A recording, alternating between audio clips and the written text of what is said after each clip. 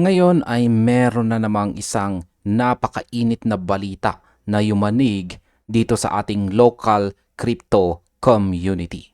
Kung kayo po ay gumagamit ng HTX o mas kilala po natin dati bilang Huobi Global, kailangan po ninyong makinig ng mabuti sapagkat naglabas po ang Securities and Exchange Commission or SEC ng isang formal na public advisory laban sa nasabing exchange. Hindi po ito biro dahil ayon po sa komisyon, ang HTX ay nag-ooperate ng walang kaukulang registration at licenses dito po sa ating bansa.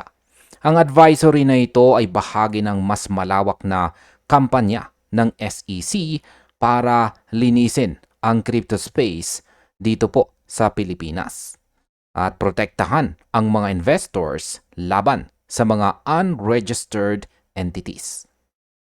Kaya sa video na ito ay pag-uusapan po natin ang bawat detalye ng advisory na ito, ang mga posibleng penalties para sa mga promoters, at kung ano ang ibig sabihin nito para sa mga ordinaryong users na may pondo sa loob ng HTX. Kaya mahalagang malaman po ninyo ang mga hakbang na ito bago pa maging huli ang lahat. Yan, simulan po natin sa kung bakit binigyan ng advisory ang HTX. Ayon po sa SEC, ang HTX at ang mga associated entities po nito, yan, entities, ay rehistrado bilang isang korporasyon dito sa Pilipinas. Higit pa rito, wala silang hawak na Crypto Asset Service Provider o CASP authorization. Para sa mga hindi po nakakalam, ang CASP license ang siyang pinaka-importanteng dokumento na kailangan ng anumang exchange para legal na makapag-alok po ng serbisyo sa mga Pilipino. Kahit na sikat po ang HTX sa buong mundo, dito sa ating bansa, tinuturing ng SEC ang kanilang mga aktibidad gaya ng pagbubukas po ng accounts, pagdeposit ng funds at pag-trade ng derivatives bilang unauthorized offering and selling of securities. Ito po ay isang malinaw na paglabag sa Section 3.1 ng Securities Regulation Code o SRC. Sa madaling salita, para sa gobyerno, illegal ang operasyon nila habang wala silang lisensya. Ngayon sa akin pong sariling opinyon, nakikita ko po rito na seryoso na talaga ang SEC sa pagpapatupad ng CASP rules na nagsimula po noong July 2025.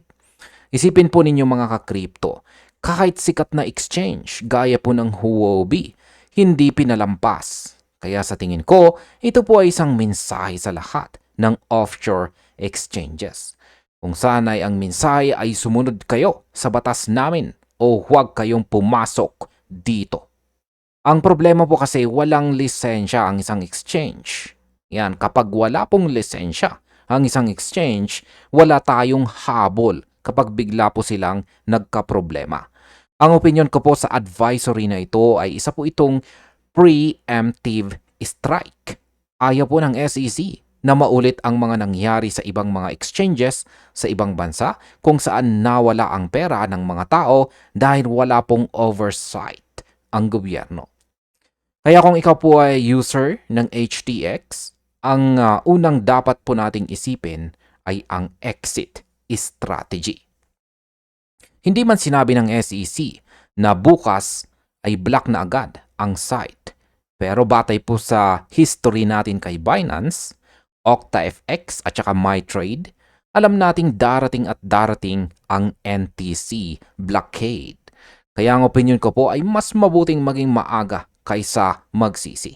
Huwag po nating hintayin na mawalan tayo ng access sa ating mga app at website bago po tayo magpanik. Pag-usapan naman po natin ang matinding babala para sa mga promoters. dito po nagiging seryoso ang usapan, lalo na para sa mga content creators, influencers at brokers. Naglabas ang SEC ng direktang babala para sa mga taong umaarte bilang salesmen o promoters ng HTX dito po sa Pilipinas. Sinasabi po ng komisyon na ang sinumang manghikayat o mang-solicit ng investment para sa HTX ay maaaring maharap sa criminal liability sa ilalim po ng Section 28 ng SRC. Ang mga penalties ay hindi po biro. Maaari po kayong mamulta ng hanggang 5 million pesos, makulong ng hanggang 21 years o pareho. Kasabay nito, nabanggit din ang isang entity. Nabanggit din ang isang entity na tinatawag na Tagalog IX AI. Or Tagalog 9 AI po yata yan. Gaya po ng ATX, ang Tagalog 9 AI ay wala ring mandatory registration para sa kanilang AI Managed Investment Scheme. Kaya sa tingin ko po, ito ang pinakamatapang na galaw ng SEC ngayong taon. Pinupuntirya po nila ang marketing arm ng mga exchanges na ito. Ang mga influencers kasi ang nagiging tulay para makilala ng publiko ang mga platforms na ito. Kaya ang opinion ko po rito ay dapat maging extra careful ang mga promoters. Kahit pa sabihing influencer ka, maski influencer ka lang at nagbabahagi ng impormasyon sa mata po ng SEC, basta nag-o-offer ka ng unregistered securities, liable ka.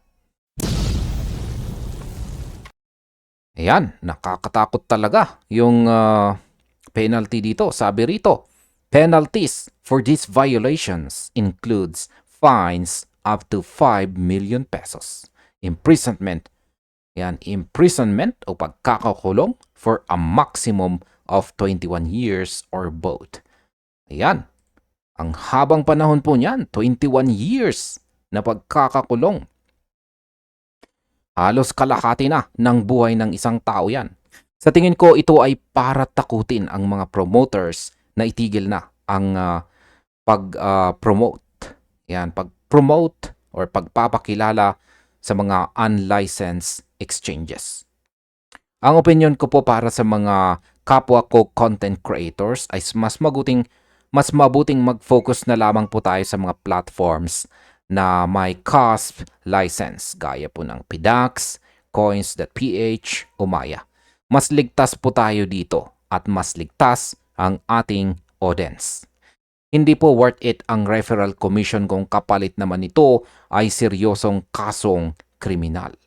Biruin mo naman, 5 million pesos na multa at 21 years na pagkakakulong. Nakakatakot. Balikan po natin yung nangyari kay Binance at ang pag-block ng NTC. Hindi po ito ang unang pagkakataon na ginawa po ito ng SEC. Sapagkat noong huling bahagi ng taong 2023, naglabas din po sila ng advisory laban kay Binance. Binigyan nila ng transition period ang mga users at noong early 2024, formal nang hiniling ng SEC sa NTC na i-block ang access sa website at apps ni Binance. Sumunod din ang MyTrade at saka OctaFX sa listahan ng mga na-block. At lahat ng ito ay bahagi po ng CASP rules na opisyal na naging epektibo noong July 5, 2025. Ang framework na ito ay malinaw kung saan lahat ng local at saka foreign entities na nag-o-offer ng crypto services sa mga Pilipino ay dapat mag-register at kumuha po ng tamang lisensya bago mag-operate. Sa aking opinyon, ang nakikita ko po ritong pattern ay regulatory cleansing. Gusto po ng SEC na ang mga tira na lang dito sa Pilipinas ay yung mga sumusunod sa kanilang rules o patakaran. Ang opinion ko naman sa pag-block ng NTC ay epektibo ito para sa mga less tech-savvy na users. Pero alam nating lahat na may VPN naman. Gayunpaman, ang point po dito ay hindi yung technical blockade, kundi yung legal risk. Kapag ang isang exchange ay na-block na ng NTC, mahihirapan ka ng mag-cash out sa mga local banks o e-wallets. Maaring i-flag ng AMLC ang mga transactions na galing sa mga unregistered entities. Kaya ang opinion ko po rito ay huwag ninyo nang subukan na lumusot gamit ang VPN kung ang usapin ay ang inyong pinaghirapang pera. Ang history po ng Binance ban ay dapat magsilbing lesson o aral sa atin. Kapag sinabi po ng SEC na unregistered, seryosong babala po yan na susundan ng aksyon. Ngayon ay ano po ba ang mga dapat gawin ng mga HTX users?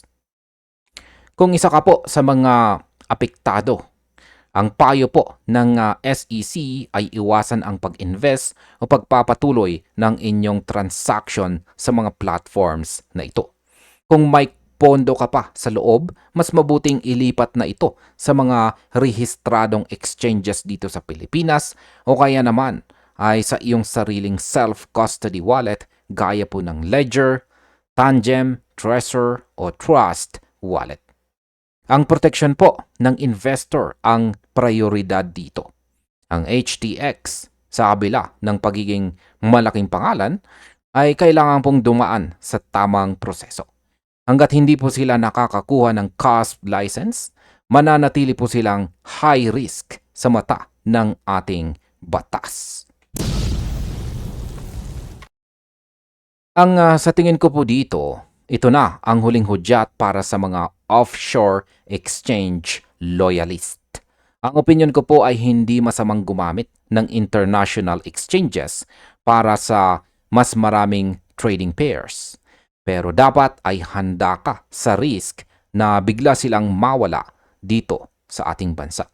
Ang strategy na nakikita ko po ay dapat tayo magkaroon ng hybrid approach. Gamitin po natin ang ating mga local exchanges para sa fiat to crypto at saka vice versa. At gamitin lamang ang international exchanges para sa short-term trading na may limitadong pondo. Wag ninyo na rin kalimutan ang Tagalog or Tagalogix AI na nabanggit po sa advisory. Madalas po tayo madala sa mga AI managed schemes dahil po sa pangakong mabilis na kita. Ang opinion ko po ay kung walang registration sa SEC, automatic po na red flag yan. Ang investment na may kasamang AI ay sikat na sikat po ngayon. Pero tandaan po ninyo na ang tech ay pwede pong gamitin para sa ikabubuti o para sa panloloko. Kaya lagi pong mag-due diligence. Sa kabuuan, ang advisory na ito laban sa HTX at saka Tagalogix AI ay paalala na ang crypto landscape sa Pilipinas dito sa atin ay mabilis na nagbabago. Ang mga regulasyon ay narito para magbigay po ng kaayusan. Bagamat marami po ang nahihirapan sa transition na ito. Ang mahalaga ay manatili po tayong updated sa mga announcement ng SEC para hindi po tayo mabulaga sa mga blockades o legal issues. Tandaan po natin, ang ating pera ay bunga ng ating pagsisikap. Huwag itong hayaang mawala dahil lamang sa kawalan ng tamang impormasyon. Manatiling mapagmatsyag, maging matalino sa pagpili ng platform at laging unahin ang seguridad ng ating mga assets. Ang batas ay batas at sa mundong ito ng digital assets, ang pagsunod ay katumbas ng proteksyon.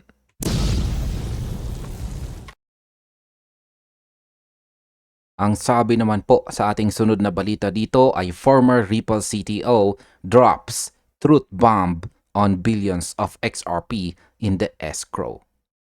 Ayan, isa pong napakalaking truth bomb ang sumabog dito sa mundo ng XRP. Alam nating lahat na ang XRP escrow ay isa po sa pinag-uusapang topic sa loob ng maraming taon. Marami po ang natatakot, marami ang nalilito, at marami ang nagsasabing ito raw ang dahilan kung bakit hindi po makalipad ang presyo ni XRP.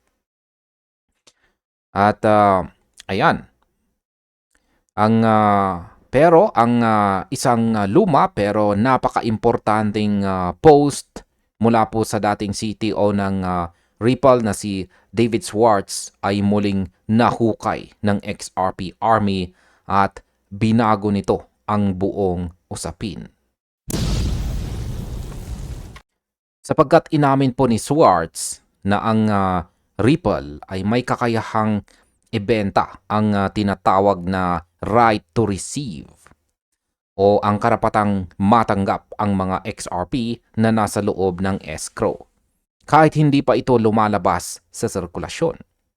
Ibig sabihin ay may mga transaksyong nagaganap behind the scenes na hindi natin nakikita sa mga exchanges. Kaya sa balitang ito ay pag-uusapan po natin ang mekanismong ito, ang usaping Amazon at kung bakit ang balitang ito ang posibleng maging mitsa ng dambuhalang institutional adoption. Kaya yan, simulan pa natin sa kung paano nga ba gumagana ang right to receive mechanism. Para maintindihan po natin ng mabuti, kailangang malaman muna natin ang basic structure. Ang Ripple po ay may bilyong-bilyong XRP na nakakulong sa escrow at buwan-buwan ay may lumalabas na tokens base sa schedule. Ang iniisip po ng marami kapag lumabas ang tokens, ibebenta ito ng Ripple sa market at babagsak ang presyo. Pero ayon po kay David Schwartz, hindi ganoon ang nangyayari. Ang ginagawa po ni Ripple ay pwedeng ibenta ang karapatan o rights sa mga tokens na iyon ngayon pa lamang. Halimbawa, ang isang malaking institution ay pwedeng bumili ng 1 billion XRP na nakatakdapang lumabas sa taong 2027 o 2028. Makukuha po ni Ripple ang capital o pondo agad-agad. Pero ang tokens, hindi pa rin lalabas sa sirkulasyon hanggang sa dumating po ang release date nito. Ibig pong sabihin ay nakakakuha si Ripple ng bilyong-bilyong dolyar para punduhan ang kanilang operasyon nang hindi po naglalabas ng selling pressure sa open market. Ang sa tingin ko po dito, ito ang master stroke ng Ripple.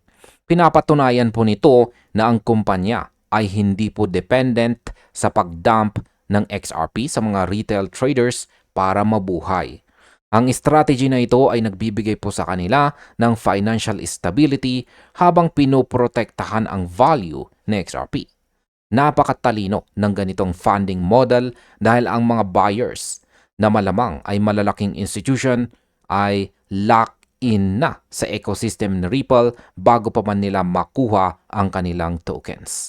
Isipin po ninyo mga crypto, kung ikaw ay isang bangko at bumili ka ng future rights kay XRP, gagawin mo ang lahat para maging matagumpay ang network ni Ripple bago mo pa makuha ang iyong assets. Ito po ay isang win-win situation na hindi po nakikita ng mga skeptics. Ngayon ay dito po natin makikita ang pagkakaiba ng Ripple sa ibang mga crypto projects. Hindi po sila nagmamadaling mag-liquidate. Sa halip ay ginagamit nila ang escrow bilang isang strategic reservoir. Ang right to receive ay parang isang kontrata sa hinarap. Ang numerical impact nito sa market ay neutral sa simula dahil walang tokens na gumagalaw. Pero sa aspeto po ng adoption psychology, napakalakas nito.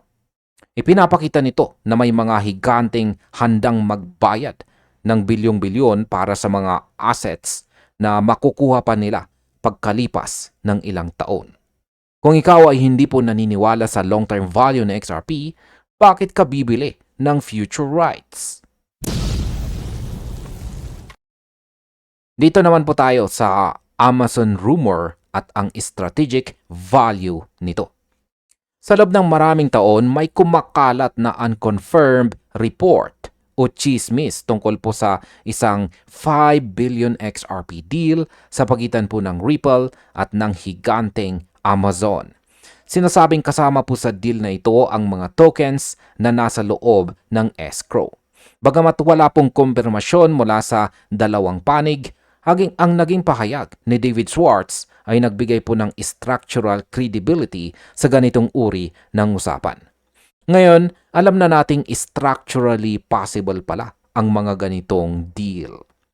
Kung ang Amazon o anumang kumpanya na kasing laki nito ay kukuha ng rights sa escrowed XRP, hindi lang ito usaping pera. Ito ay usaping integration. Isang institution na may hawak na future supply ni XRP at may direktang financial incentive na gagamitin sa XRP sa kanilang operations. Halimbawa, sa payment settlements o cross-border logistics bago pa man dumating ang mga tokens na kanilang binili. Yan, dito naman po papasok ang aking opinion. Kahit manatili po itong rumor o chismis sa ngayon, ang logic sa likod nito ay napakatibay. Ang Amazon ay nangangailangan ng mabilis at murang paraan para mag-settle ng payments sa buong mundo.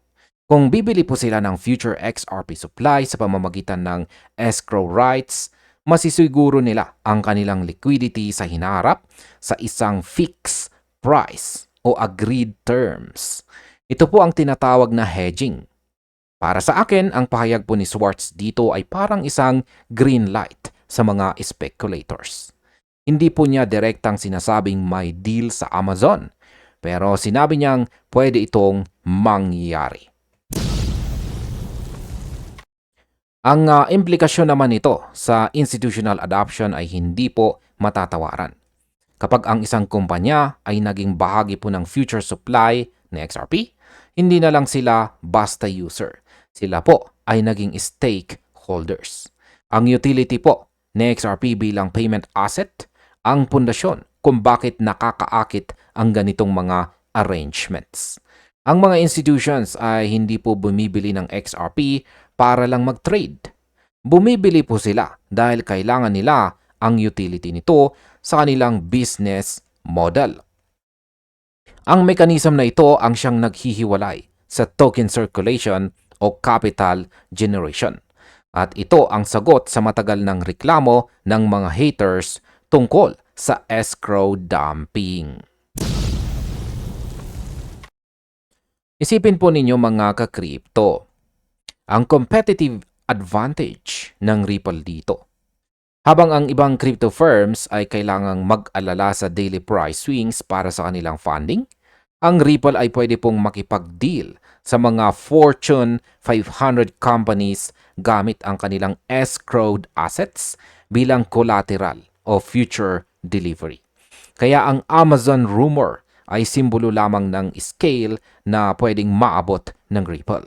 Bukas o sa susunod na buwan, pwede pong lumabas ang balita na hindi lang pala Amazon, kundi pati na rin ang mga malalaking central banks ang gumagamit ng mekanismong ito.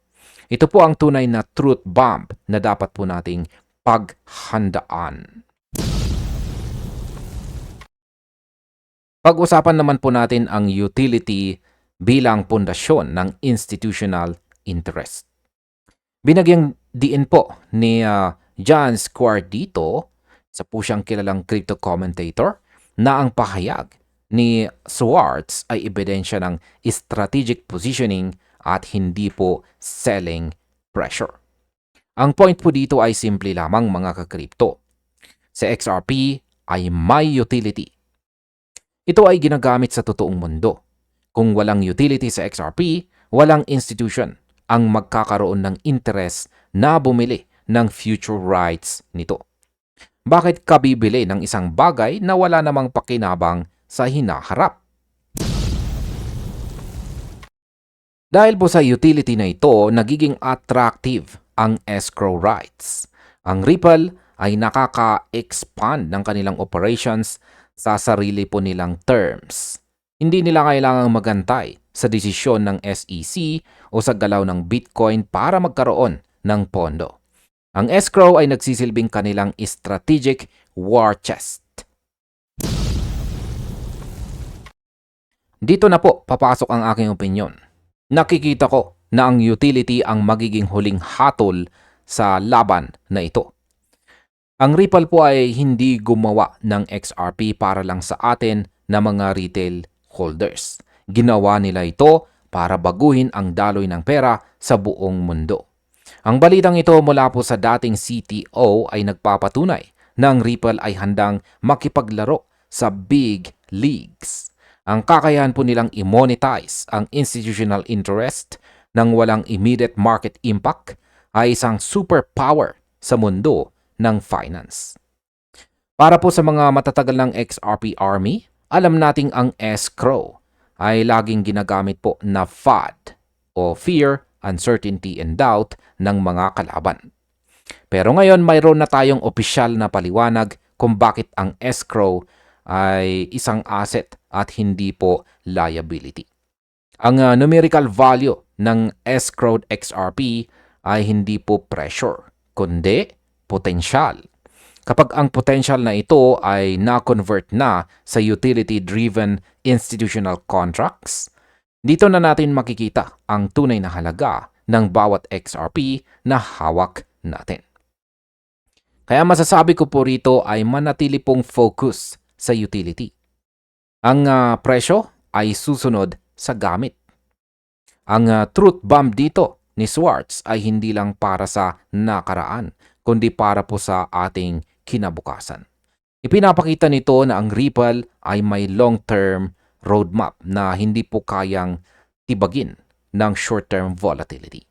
Habang ang iba ay nag-aalala sa monthly unlocks, ang mga institutions naman ay abala sa pakikipagnegosasyon para makuha ang kanilang bahagi sa future supply. Ito ang dahilan kung bakit nananatiling matatag ang community natin sa kabila ng lahat ng pagsubok. Ang escrow ay hindi po kulungan.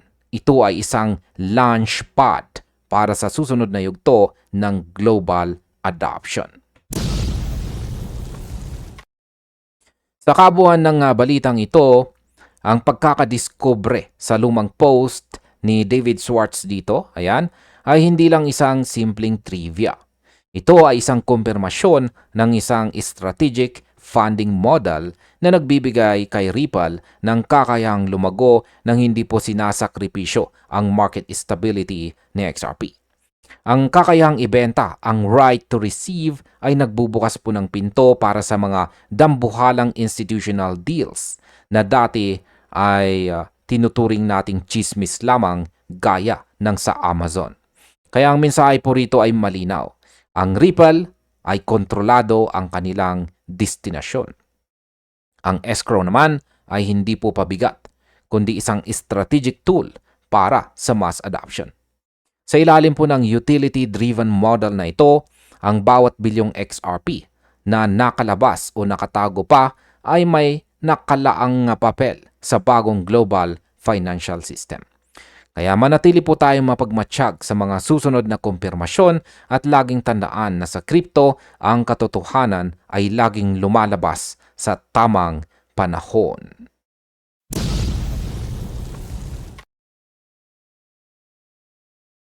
At ayan ang sabi naman sa ating sunod na balita dito ay Justin Sun exposes red flags and Trump's WLFI amid $75 million loan controversy. Ayan, akala natin ay tapos na ang mga red flags at kontrobersiya. Pero heto tayo ngayon. Ang Tron founder na si Justin Sun ay formal nang inexpose ang World Liberty Financial o WLFI, ang crypto venture na malapit kay Donald Trump. Hindi lamang ito simpleng bash o tweet. Ito po ay isang seryosong akusasyon tungkol po sa hidden backdoors at mga kontrobersyal na $75 million loan. Isipin po ninyo, si Justin Sun na isa sa pinakamalaking supporter noon ng project na ito, siya na mismo ang nagsasabing trapdoor ang WLFI na pinagmukha lang na open door. Kaya sa balitang ito ay pag-uusapan po natin ang bawat detalye ng akusasyon ni Sun at ang mahiwagang pag-utang ng $75 million at kung bakit bumabagsak po ang presyo ng token sa gitna ng kaguluhang ito. At simulan po natin sa hidden backdoor at ang akusasyon ni Justin Sun. Kaya magsimula po tayo sa matinding pasabog. Sa isang in-depth post sa X ay ibinunyag po ni Justin Sun na bagamat ang vision ng WLFI ay decentralized finance o DeFi, ang smart contract po nito ay may hidden control. Ayon po kay Sun, mayroong backdoor blacklisting function na nakatago po sa infrastructure ng token. Ngayon ay ano nga bang ibig sabihin nito para sa atin? Ibig mong sabihin, ang team ng WLFI ay may kakayahang i-freeze o i-restrict o kumpiskahin ang assets ng kahit sinong user anumang oras nilang gustuhin. Sabi po ni Justin Sun, ito ang opposite of decentralization. Kung ang isang crypto project ay may ganitong kapangyarihan, para ka lang naglagay ng pera sa isang traditional na bangko na pwedeng i-lock ang account mo kung trip nila. Ang mas matindi pa, sinabi ni Sun na biktima rin siya mismo. Ang kanyang wallet daw ay na-blacklist noong taong 2025 o last year lamang. At siya ang itinuturing na largest victim ng sistemang ito. Isipin po ninyo mga ka-crypto, ang bigat ng pahayag na ito. Isang tao na nag-pledge ng $100 million para suportahan ang project na ito. Ngayon ay nagsasabing naling lang siya. Ang vision na ipinangako ni Trump na freedom from traditional banking ay tila naging isang kulungan para sa mga investors na hindi po nakabasa ng fine print sa smart contract. Ang tanong ngayon, kung ang isang bilyonaryo na gaya po ni Justin Sun ay kayang i-freeze ang assets, paano pa kaya ang mga maliliit na retail investors na gaya natin? Ito po ang unang malaking red flag na dapat nating seryosohin. Pag-usapan naman po natin dito ang $75 million controversy. Yan, ang circular financing o strategy. Hindi lang sa smart contract may problema. Pati ang pera ay tila paikot-ikot lang. May mga lumalabas na on-chain data na nagpapakita ng isang delikadong pattern. Ang WLFI team ay nag-commit daw ng humigit kumulang 5 billion ng sarili po nilang tokens para makautang ng $75 million sa stablecoins. Tinawag ito ng mga critics na circular financing. Para mas maintindihan po natin, isipin po ninyo na gumawa ako ng sarili kong coin sa bahay. Tapos yung coin, ginawa ko ang ginamit kong ang coin na ginawa ko ang ginamit kong collateral para mangutang ng tunay na dollar. Kung bumagsak ang halaga ng aking coin, babagsak din ang buong utang ko. Ito ang kinatatakutan ng marami sa WLFI. Ayon po sa Arkham Intelligence, ang WLFI, ay naglagay po ng $14 million ng kanilang sariling stablecoin sa USD1 para makautang ng $11.4 million USDC noong February. Pagkatapos ang perang inutang nila ay idineposito rin. Yan, dineposit na rin nila sa Coinbase Prime. Ngayon, ang mas nakakabahala pa rito ay ang dominance po nila sa Dolomite Protocol. Ang WLFI project ay kumakatawan po sa halos 55% o $458.9 million ng kabuuang liquidity ng Dolomite. Ibig pong sabihin, kapag nagkaroon po ng problema ang WLFI, damay ang buong protocol. Pero itong isang dambuhalang domino na kapag natumba ang unang piraso, yan, lahat po ay madadamay. Ang pattern na ito ay nagpapaalala sa marami tungkol sa mga nakaraang crypto collapses kung saan ang mga internal issued assets ay ginamit bilang collateral para sa external liquidity. Pag-usapan naman po natin ang reaksyon ni Justin Sun at ang kanyang galit. Dahil sa mga na-discovering ito, hindi na nakapagpigil itong si Justin Sun. Matatandaan na nag-pump siya ng $30 million noon at nadagdagan pa ng $75 million na position. Sa madaling salita, malaki ang skin in the game ni Sun. Sabi niya, the WLFI team's action erode trust in the project. Hinahamon po niya ngayon ang platform na i-unlock ang mga tokens at maging transparent sa publiko. Para kay Justin Sun, ang ginagawa po ng team ay isang trap para sa mga investors. Hindi raw pwedeng sabihin na decentralized ka pero may hawak kang remote control sa pera ng iba. Ang kumpiyansa po ni Sun sa WLFI ay tuluyan ng gumuho. At dahil isa siyang figurehead sa crypto, ang kanyang salita ay may dalang matinding bigat na nagdudulot ng kaba sa market. Hindi po natin pwedeng baliwalain ang galit ni Justin Sun.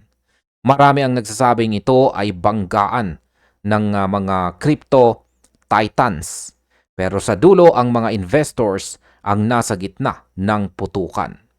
Ang panawagan para sa transparency ay hindi lang para kay Sun, kundi para sa lahat ng naniniwala sa vision ni Donald Trump tungkol sa crypto. Kung ang transparency ay hindi po maibibigay, ang WLFI ay mananatiling isang kontrobersyal na usapin sa mga susunod na buwan. Pag-usapan naman po natin ang epekto nito sa market, kung saan ay nagkaroon po ng 21% price plunge. Yan, syempre, hindi maganda ang naging reaksyon ng market sa mga balitang ito. Ang presyo po ng WLFI ay bumagsak sa ilalim ng 0.08.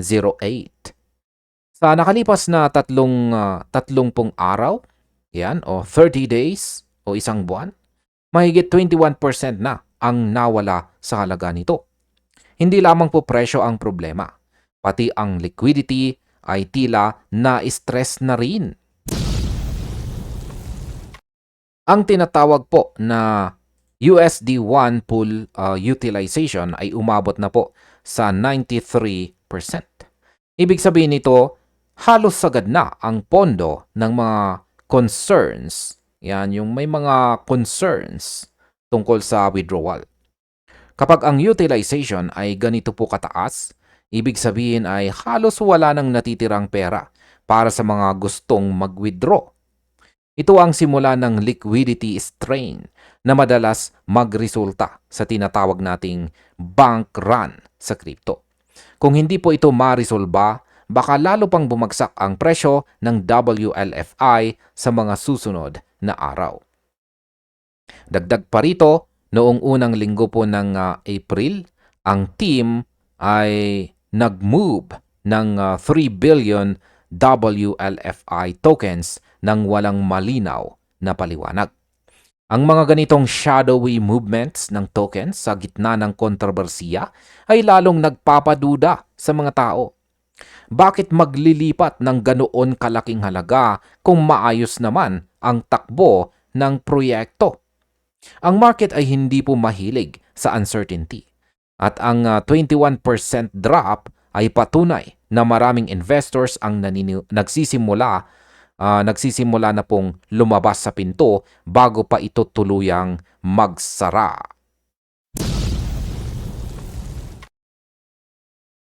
At ayan, ano ang ating natutunan dito? Ang kwento po dito sa pagitan ni Justin Sun at ng WLFI ni Donald Trump ay isang paalala po sa atin na hindi lahat ay kumikinang, hindi po lahat ng kumikinang ay ginto, lalong-lalo na dito sa crypto. Kahit gaano pa kasikat ang pangalang nakadikit sa isang proyekto, maging Trump man yan o Sun, mahalaga pa rin ang smart contract audit at saka transparency. Ang akusasyon po ng backdoor ay isang seryosong bagay na dapat sagutin ng WLFI team. Kung totoo po ang sinasabi ni Justin Sun, ang WLFI ay hindi isang DeFi project kundi isang centralized entity na nagkukunwari lamang. Ang circular financing naman gamit ang USD1 stablecoin ay nagpapakita ng fragility ng kanilang economic model. Bilang mga nanonood lamang sa sidelines, kailangan po nating maging mapanuri. Huwag pong basta-basta magpapadala sa hype ng malalaking pangalan. Ang crypto po ay binuo para sa self-sovereignty. Yung ikaw ay may control sa sarili mong pera.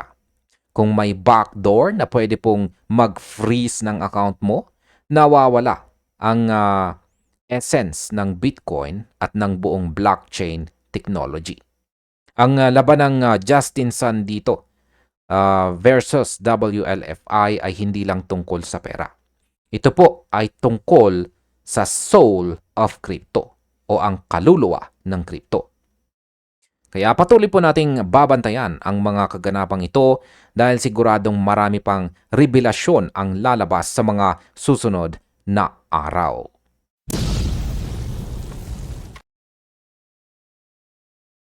Ang sabi naman sa ating sunod na balita dito ay super cycle is coming. Here's the signal. Ayan, meron po tayong mainit na balitang lumabas na naman na nagpapakaba at nagpapasigla sa buong XRP community.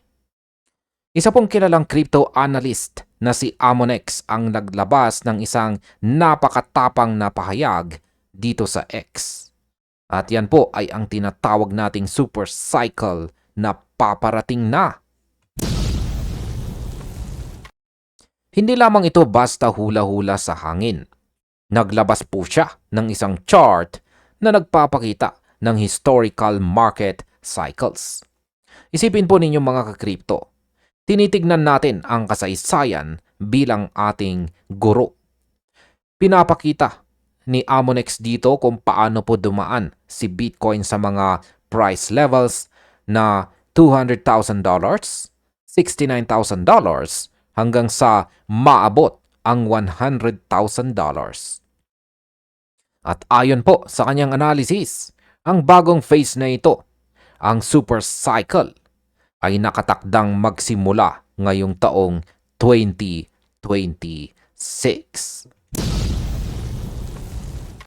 Kaya pag-uusapan po natin dito ang bawat detalye ng balitang ito, ang mga reaksyon ng community at kung bakit ang history rhymes, yan, or ang history ay nauulit kung saan ay isang mensahe na hindi natin dapat baliwalain.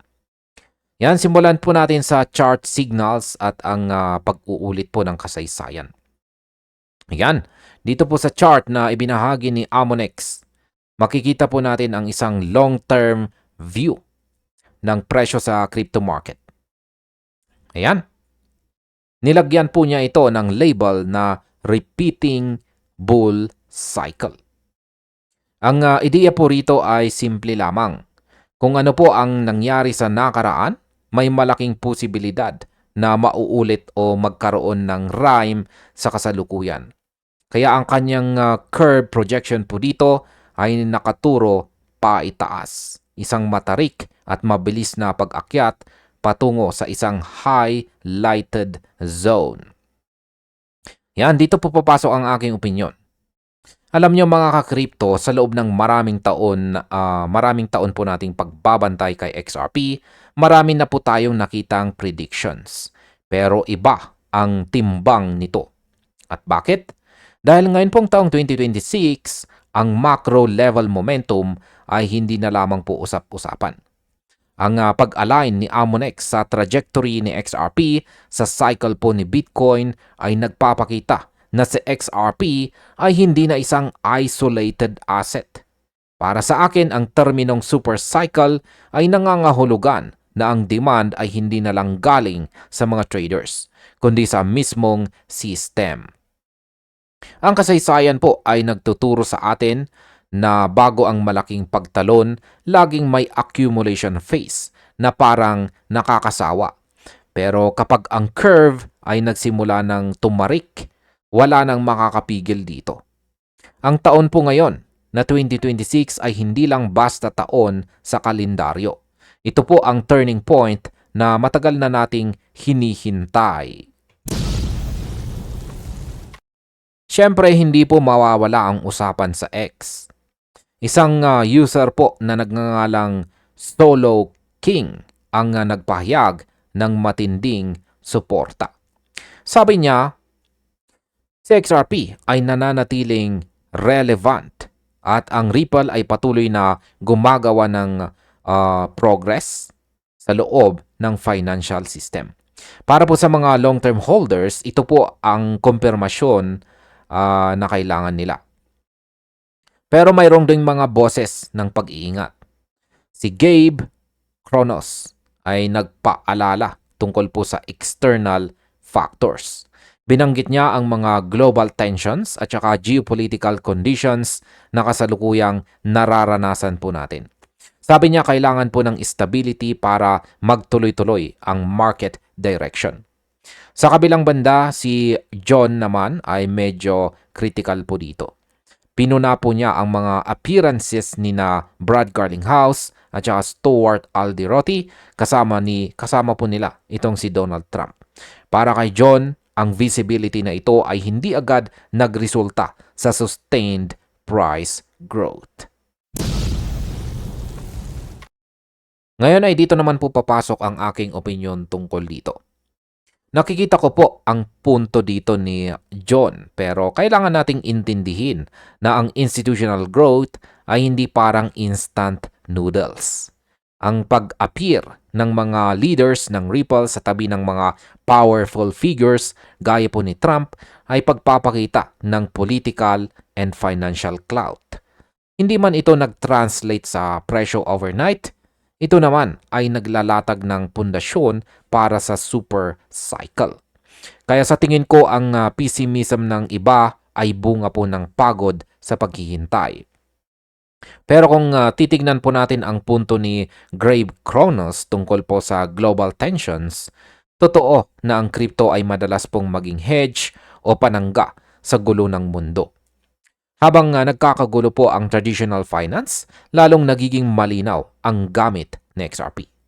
Ang usapan po dito sa community ay patunay lang na buhay ang interest.